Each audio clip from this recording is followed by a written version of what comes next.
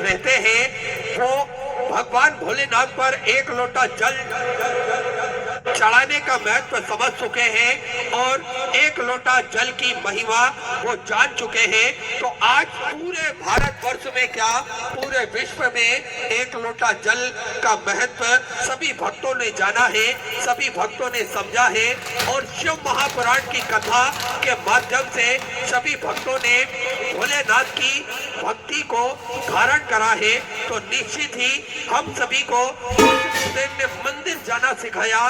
देखिए मंदिर जाने से क्या क्या फायदे हमें मिलते हैं और मंदिर जाने के बाद में हम किस प्रकार से पॉजिटिव होते हैं ये हम सभी को जानना चाहिए। देखिए मंदिर जाना हुए एक बार सभी के लिए जोरदार ताली बजाकर स्वागत करें। और आप सभी को ज्ञात है किस प्रकार से सेवा का क्रम सत्यपुर नगरी सीहोर की पावन धरा पर निरंतर सुचारू रूप से चलता है, जिसपे बच्चों की शिक्षा अध्ययन के लिए पूज्य गुरुदेव प्रति वर्ष कई सैकड़ों बच्चों की फीस जमा करते हैं। इनके कॉपी किताब की व्यवस्था, इनके कोर्स की व्यवस्था भी पूज्य गुरुदेव द्वारा करी जाती है ताकि ये बच्चे पढ़ लिख सके, अपना भविष्य उज्जवल कर सके, अपने देश का नाम ये उज्जवल कर सके। इसलिए प्रति वर्ष कई सैकड़ों बच्चों की फीस जमा करी जाती है। साथ में आप सभी को ज्ञात है किस प्रकार से पर्यावरण की रक्षा के लिए पूज्य गुरुदेव ने हमेशा कार्य करा है, चाहे जल संरक्षण की बात हो या फिर वृक्षारोपण करने की बात हो। पूज्य गुरुदेव ने हर क्षेत्र में कार्य करा है। जल संरक्षण के लिए निर्माल्य विसर्जन रथ पूज्य गुरुदेव ने चलवाए और इसका फल हम सभी को प्राप्त हुआ। किस प्रकार से आज भारत के विभिन्न राज्य विभिन्न शहरों में ये निर्माल्य विसर्जन रथ चलते हैं और निर्माल्य इकट्ठा कर एक सूने स्थान पर रखते हैं, जिससे जैविक खाद भी हमें प्राप्त होता है। साथ में जो हमारे कुएं बावड़ी तालाब है जिसमें ये निर्माल्य भक्तों द्वारा विसर्जन किया जाता था और जल प्रदूषित होता था, तो कहीं ना कहीं ये जल भी अब सुरक्षित रहता है, जल भी संरक्षण में रहता है और हमें जैविक खाद के रूप में भगवान का आशीर्वाद भी प्राप्त होता है। तो सुंदर प्रकृति के क्षेत्र में कार्य करते हुए कई सैकड़ों वृक्ष पूज्य गुरुदेव ने लगवाए, स्वयं वृक्षारोपण करा। साथ में हम सभी को भी प्रेरणा दी कि वृक्ष लगाने से क्या क्या फायदे होते हैं और जीवन में इसका कितना ज्यादा महत्व है, ये हम सभी को पूज्य गुरुदेव ने बताया, समझाया। प्रकृति से प्रेम करना, प्रकृति की रक्षा करना, ये हम सभी को पूज्य गुरुदेव ने बताया। और देखिए ग्रीन शिवरात्रि के रूप में महाशिवरात्रि का पर्व पूज्य गुरुदेव ने मनाया, जिसमें करोड़ों वृक्ष सभी भक्तों द्वारा पूज्य गुरुदेव के आह्वान पर 24 घंटे में करोड़ों वृक्ष लगे और इन वृक्षों का लालन पोषण भी सभी भक्तों द्वारा निरंतर किया जाता है।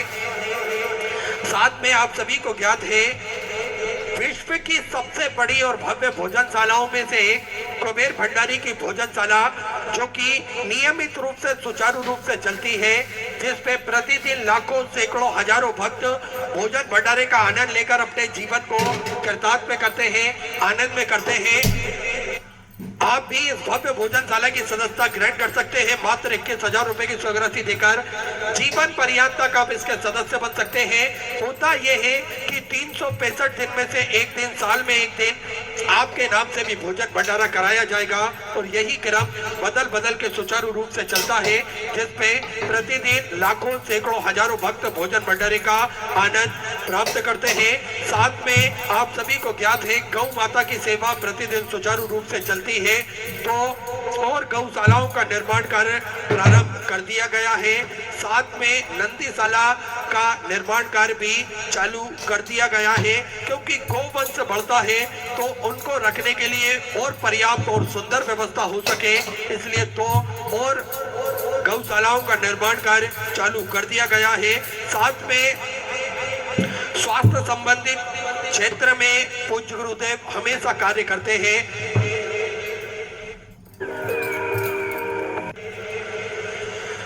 विगत कई वर्षों से पूज्य गुरुदेव के सानिध्य में प्राथमिक उपचार केंद्र जो कि सुचारू रूप से चलता आ रहा था, जिसमें दवाई गोली भी वितरण की जाती है, इस प्राथमिक उपचार केंद्र को एक नई दिशा, एक नई ऊर्जा प्रदान करते हुए सर्व सुविधा युक्त हॉस्पिटल का निर्माण कार्य पूज्य गुरुदेव ने करवाया। इस हॉस्पिटल के अंतर्गत वेंटिलेटर की व्यवस्था, ऑक्सीजन की व्यवस्था, डायलिसिस संबंधित व्यवस्था, ब्लड संबंधित व्यवस्थाएं, ये सारी व्यवस्थाओं को सुचारू रूप से रखा ताकि के भक्तों को किसी भी प्रकार का कोई कष्ट, कोई परेशानी ना हो। साथ में तो एम्बुलेंस भक्तों की सुविधा के लिए भी 24 घंटे उपलब्ध रहती है। समय समय अनुसार स्वास्थ्य शिविर निःशुल्क रूप से लगाए जाते हैं ताकि के भक्त अपने स्वास्थ्य संबंधित जानकारी बड़े ही आराम से प्राप्त कर सके और अपने स्वास्थ्य के बारे में उसे स्वतः ही जानकारी मिल सके। इसलिए निःशुल्क रूप से स्वास्थ्य शिविर कुबेर भंडारी की पावन धरा पर लगा।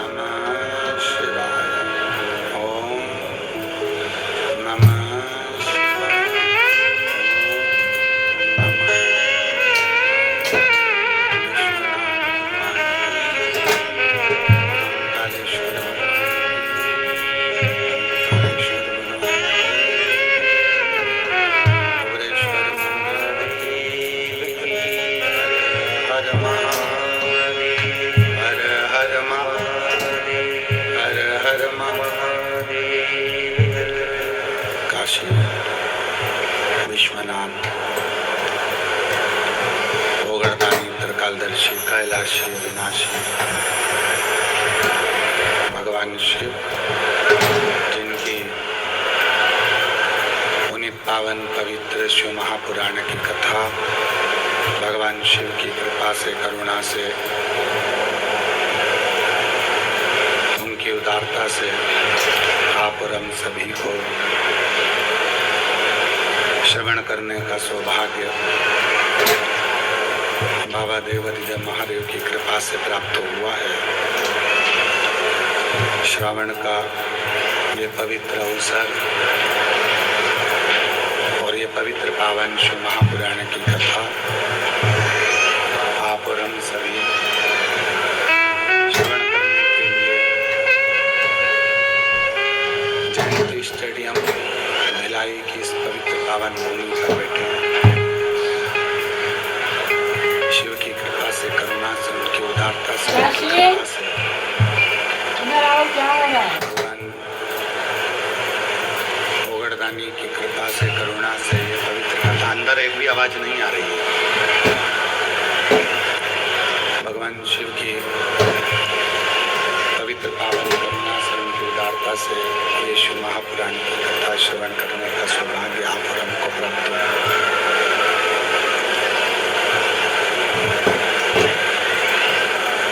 श्रावण के इस पवित्र पावन अवसर पर, श्रावण के इस पवित्र पावन अवसर पर ये पवित्र कथा जो आप और हम श्रवण करने के लिए बैठे हैं, कथा के आयोजक बोलबम सेवा समिति, जिसके अध्यक्ष हैं श्री दया सिंह जी, एक बार जोरदार ताली बजाकर उनके लिए साधुवाद, जिन्होंने इस पवित्र पावन शिव महापुराण की कथा को दिव्यता के साथ में आयोजित कराया। मैं श्री दया सिंह जी को बहुत बहुत साधुवाद देता हूँ, जो लाखों शिव भक्तों को ये पवित्र कथा श्रवण कराकर उनको लाभान्वित किया। साधुवाद। मुख्य यजमान, कथा के मुख्य यजमान श्रीमान सिंह जी, श्रीमती टीना सिंह जी, श्री रमेश सिंह जी, श्री लाखन सिंह जी, निर्मला सिंह जी, निर्मल सिंह जी, विश्वनाथ सिंह जी, सभी यजमान परिवार के लिए जोरदार ताली बजाकर उनके लिए साधुता, जो इस दिव्य पवित्र पावन कथा का मुख्य यजमान और कथा का लाभ ले रहे हैं। भगवान शिव की कृपा से, करुणा से, उनकी उदारता से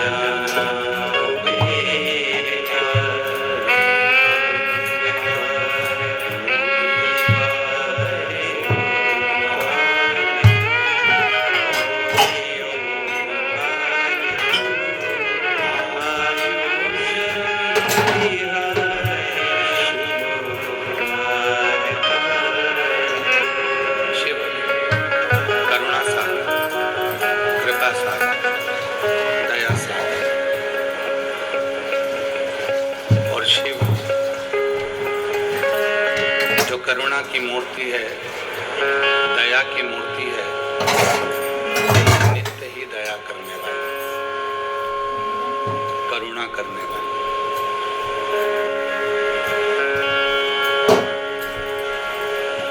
हमारे सनातन धर्म में एक बात आती है,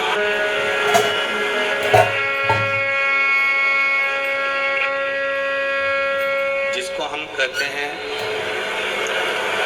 शिव जी का एक नाम है करुणेश्वर महादेव।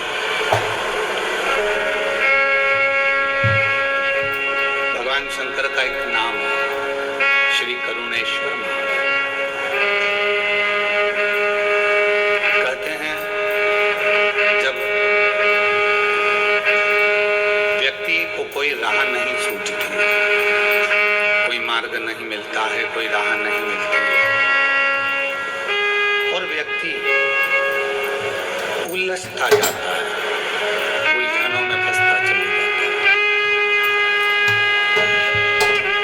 तब जल के अंदर थोड़ा सा चंदन का छींटा देकर, एक दाना चावल का शिव को समर्पित कर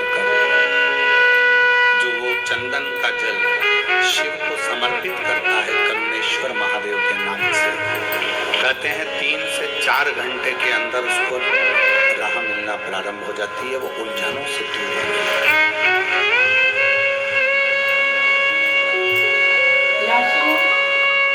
क्यों?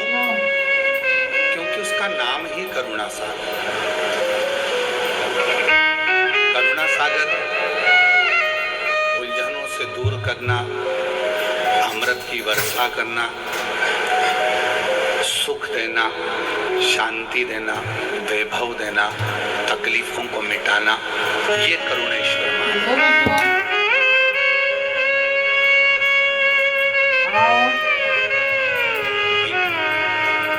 कृपा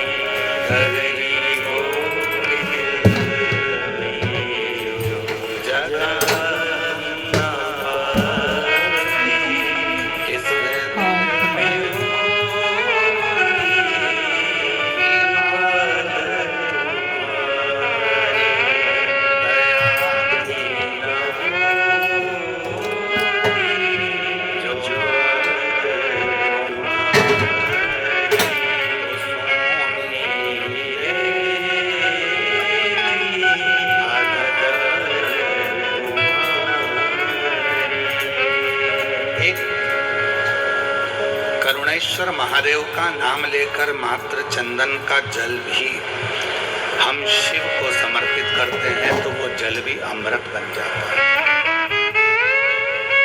हमें उलझनों से मुक्त करता है, हमें तकलीफों से मुक्त करता है, हमें कष्टों से मुक्त करता है।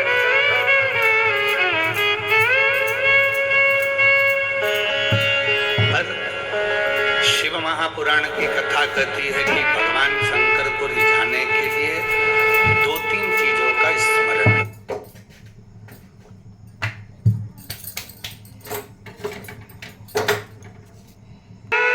शिव को रिझाने के लिए आडंबर से दूर रहें।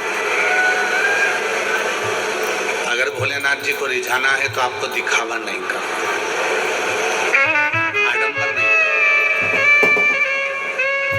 दूसरे नंबर पर है शिव को रिझाना है तो व्यर्थ का खर्चा और व्यर्थ की चर्चा, इन दोनों से दूर। शिव को रिझाने के लिए व्यर्थ के खर्चे से भी दूर रहना और व्यर्थ के चर्चे से भी। कर्जा लेकर कोई व्रत मत करना, कर्जा लेकर भगवान शंकर की पूजन मत करना, कर्जा लेकर कोई उद्यापन मत करना, कर्जा लेकर कभी जिंदगी में शिव महापुराण की कथा मत कराना।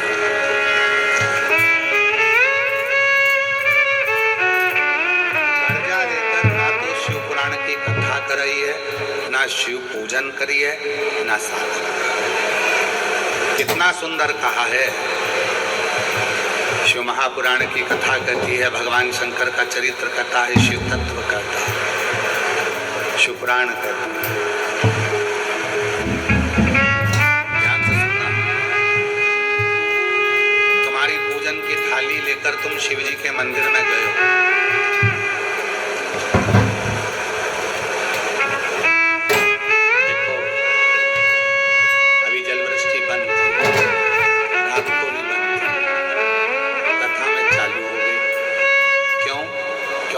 बाबा पूरी पूरी परीक्षा लेता है तभी तो देता है, तभी तो देता है।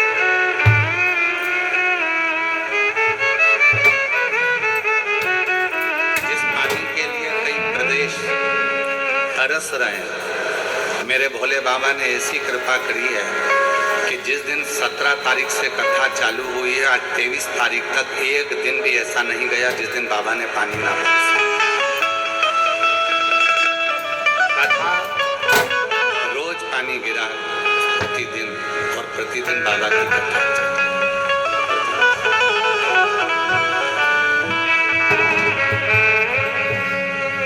तो भगवान शंकर को रिझाने के लिए 2-3 चीजों का ध्यान रखो। पहले नंबर पर है, शिव जी को दिखावा पसंद नहीं है, आडंबर पसंद है। आप शिव जी को कोई दिखावे से प्राप्त नहीं कर सकते। शंकर भगवान को दिखावा प्रिय नहीं है। और दूसरे नंबर पर है, शिव की पूजन में, शंकर भगवान के व्रत में, शिव की साधना में, शिव के उद्यापन में, या शिव महापुराण के कर्जा लेकर कभी शिव पुराण की कथा मत करवाओ, कभी उद्यापन मत करो, कभी अनुष्ठान मत करो। कर्जा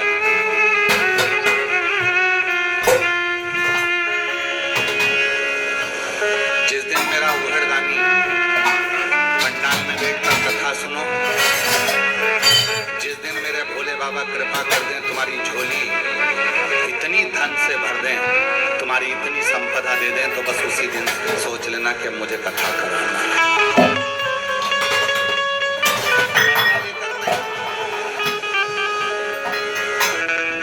भैया देना है, कथा करा रहा हूँ। किसकी कथा करा रहा हूँ? सियोर वाले बाबा की कथा।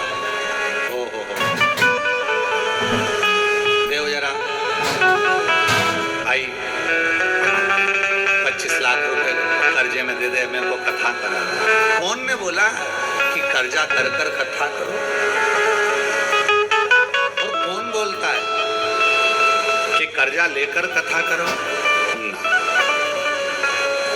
जिस दिन मेरा डमरू वाला, जिसका नाम कुबेरेश्वर महादेव है, जिस दिन वो तुम्हारी झोली कुबेर के भंडारे से भर दे, उस दिन तुम कथा करो।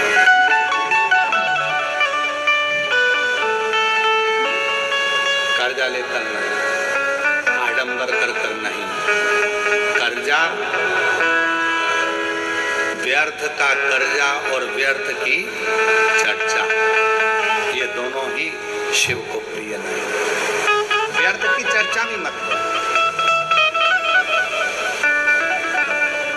ना व्यर्थ का कर्जा हो, ना व्यर्थ की चर्चा हो।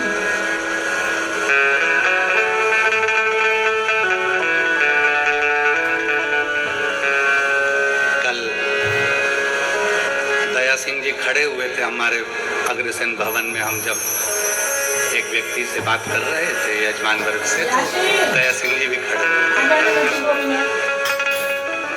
दया जी हमसे वो बोले कि हम कथा कराएं, आप सबसे मिलना। हमने कहा ना तो हमें व्यर्थ की चर्चा करना आती है और ना हमें व्यर्थ की बात करना आती है। हम जितनी देर मिलेंगे दया जी, और आप भी जितनी बार कथा लेने आए, हमने एक ही बात कहा, कथा हम भिलाई को दें चाहे कहीं पर भी दे, पर शर्त एक ही है, हम किसी से मिलेंगे नहीं। आप कथा सुनो, भजन करो, कीर्तन करो, मंत्र जाप करो और अपना स्मरण करो। और मैं साधुता देता हूँ दया सिंह जी आपको कि आप कभी, ये तीसरी कथा है, आपने ना तो ये कहा कि मेरे भाई से मिलो, मेरी बहू से मिलो, या मेरी ये भतीजी से मिलो, भतीजे से मिलो, या मेरे रिश्तेदार से मिलो। हम आपको इसके लिए धन्यवाद देते हैं कि ये होना चाहिए।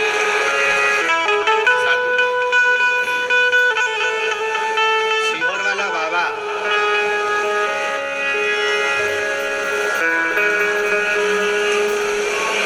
अगर किसी गरीबड़े से नहीं मिल सकता तो सेठ से क्यों मिले?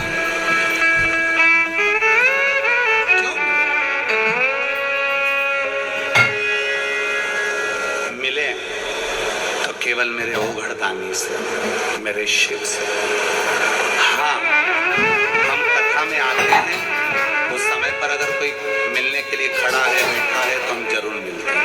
हम कथा से जाते हैं, कोई आकर बैठ गया, खड़ा हो गया, तो हम उसको जरूर हाथ जोड़कर उससे जरूर मिलते हैं। ऐसा नहीं कि हम नहीं मिलते, पर अलग मिलने के लिए 2 दिन है, कथा का 5वां दिन और छठा दिन। शाम के समय आधा घंटा, वो भी मन हुआ तो, नहीं हुआ।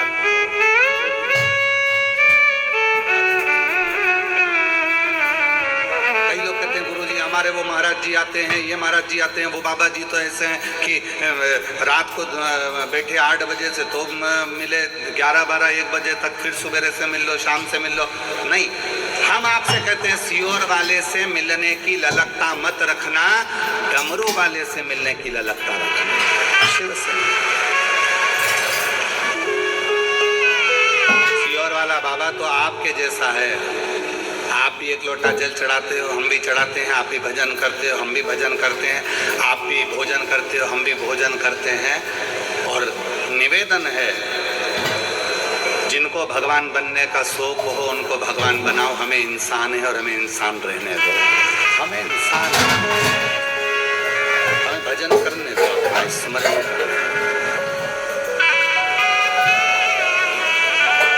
भक्ति करो।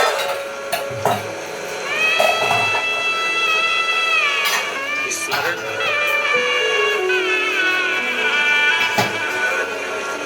व्यासपीठ से एक बात कही थी, शरीर में अगर रोग आ जाए, बीमारी आ जाए, तो सबसे पहले अपने नजदीक के डॉक्टर के पास जाओ। हम डॉक्टर को शिव मानते हैं, शंकर मानते हैं। वो डॉक्टर अगर आपको कह दे कि ये रोग है, ये बीमारी है, इसके लिए दवाई खाना है, आप दवाई खाना प्रारंभ करो और शिव जी को 1 लोटा जल चढ़ाना प्रारंभ करो। तो दवाया और दुआ जब दोनों साथ चलेगी तो तुम्हारा रोग जल्दी समाप्त हो।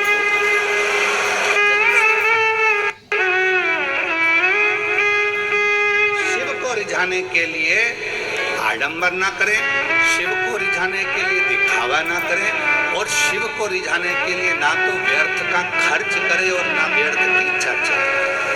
ना खर्चा करना है, ना चर्चा करना। और उठाओ, 30 साल हो गए शिव महापुराण की कथा को बाँचते बाँचते।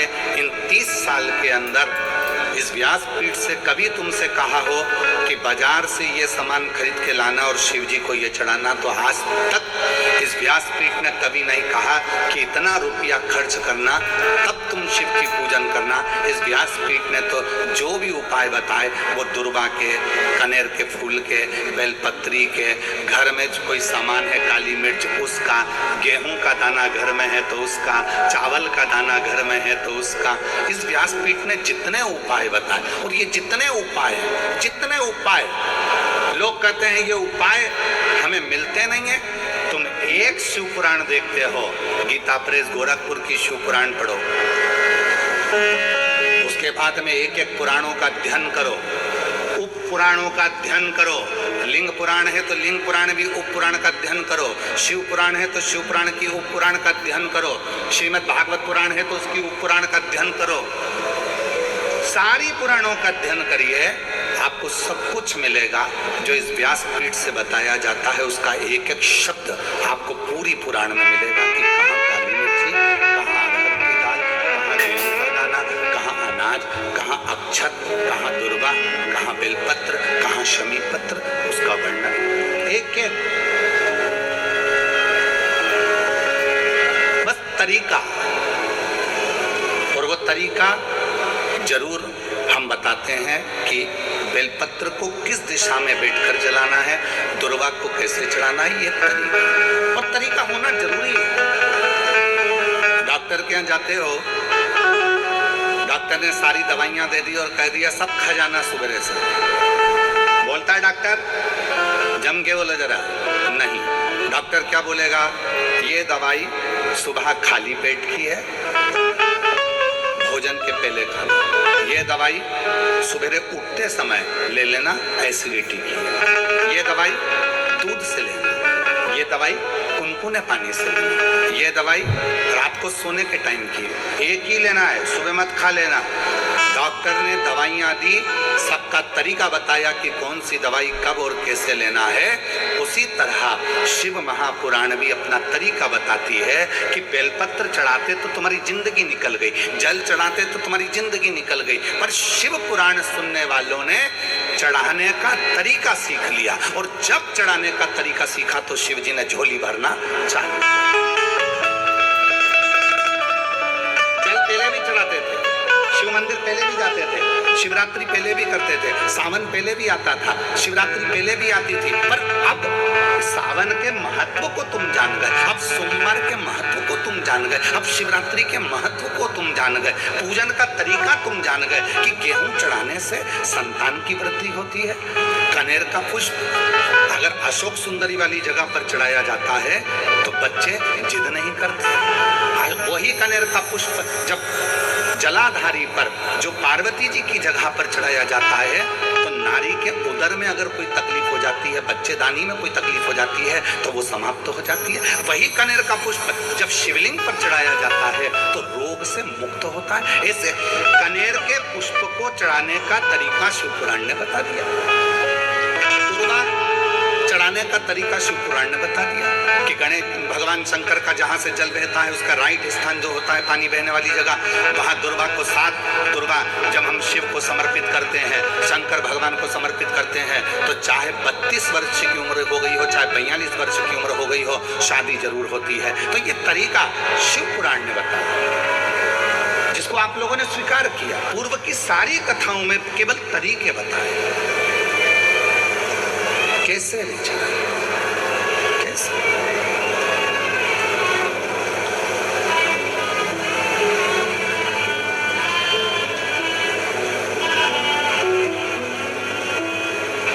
बस वही तरीका आप और हमने सीखा, वही तरीका।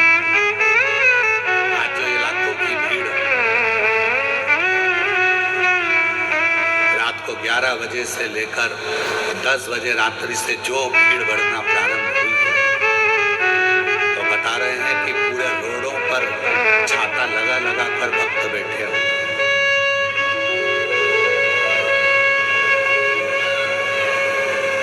पूरे रोडों पर। और आप में से कई माताएं भाई बहन ऐसे हैं जो भिलाई के होने के बाद भी पहले आकर बैठकर जगह को संभाल रहे हैं। कोई रात को 3 बजे आ गया,